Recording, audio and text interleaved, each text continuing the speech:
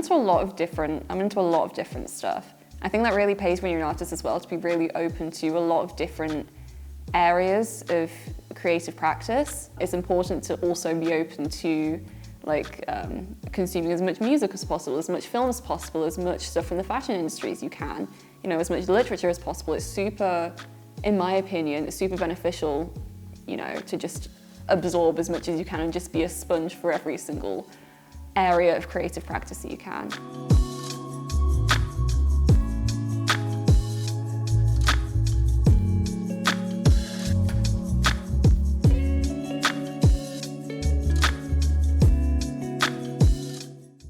Because that's a question that people ask me all the time. Like, when did you start making art?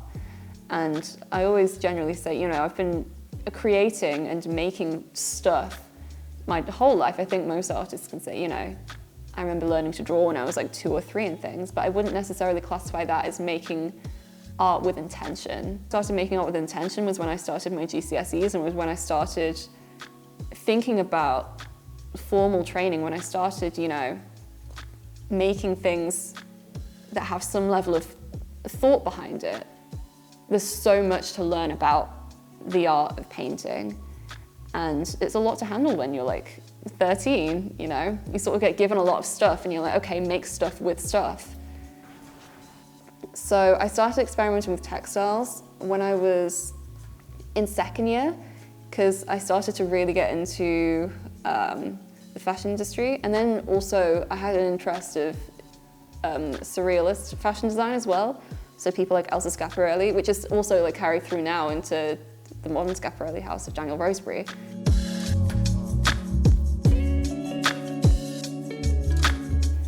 It took me a long time to realize that a lot of the art that I make is just about my response to things that I'm going through, both positive and negative, and about different phases of life and growing up.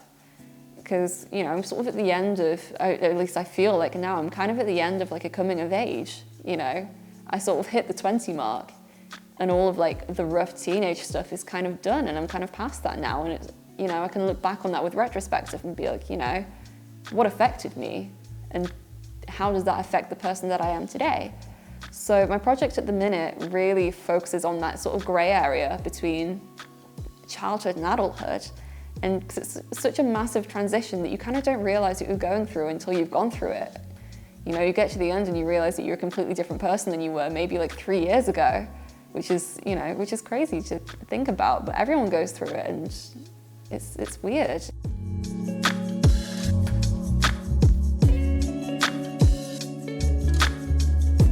So I think the easiest thing now is that creating now, I think because I've been doing it for so long, it's kind of an impulse.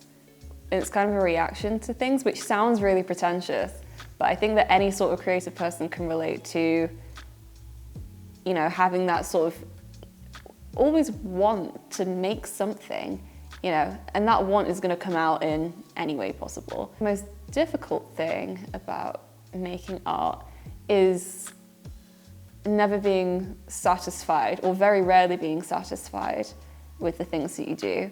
Something that you kind of have to realize is that exact perfection likely doesn't exist, and that the way that you make things is probably actually perfect.